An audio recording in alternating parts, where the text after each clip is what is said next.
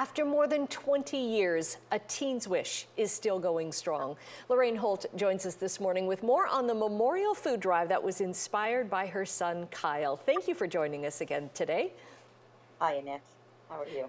So, very well, thank you. So this is 21 years now of the Memorial Food Drive. It's for Neighbor to Neighbor and Hamilton Mountain, and it probably couldn't come at a better time for them with all of the demand that they're facing.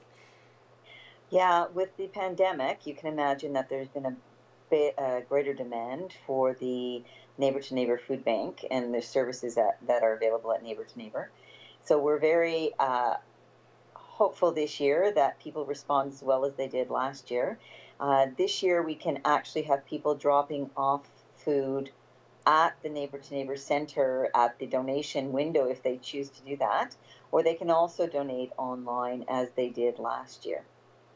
And how much, and over the years, well, first of all, let's start, for viewers who don't know, tell us about Kyle's story. He was very young when he was diagnosed with cancer, and he wanted to help other kids. Yeah, he was 6 years old when he was initially diagnosed, and his wishes were that children wouldn't be hungry, and that he didn't have the cancer, and that he would do well in school. And his wish of children not being hungry was taken up by his aunt and then by several other people. And we continued that through his life. And then when he passed away, we decided that it would be a great way for us to honor his memory and to continue his work. And also for us to do something that would keep our minds busy at the time of his anniversary each year. And so we've continued this for 21 years.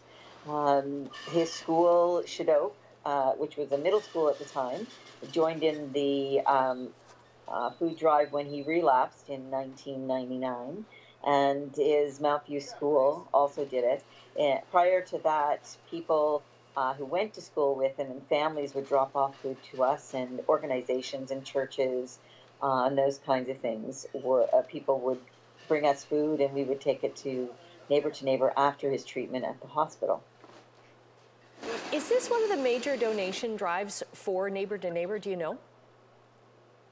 Oh, I don't know. I think it's a good one. I have no idea if it's the biggest one. I think that they have a lot of fundraisers throughout the year, and so Kyle's is one of the ones that they look forward to in the spring. Do you have any idea over the years how much money this has helped raise, or how much food it's helped donate? Well, the Memorial Food Drive, I know, we were trying to figure that out.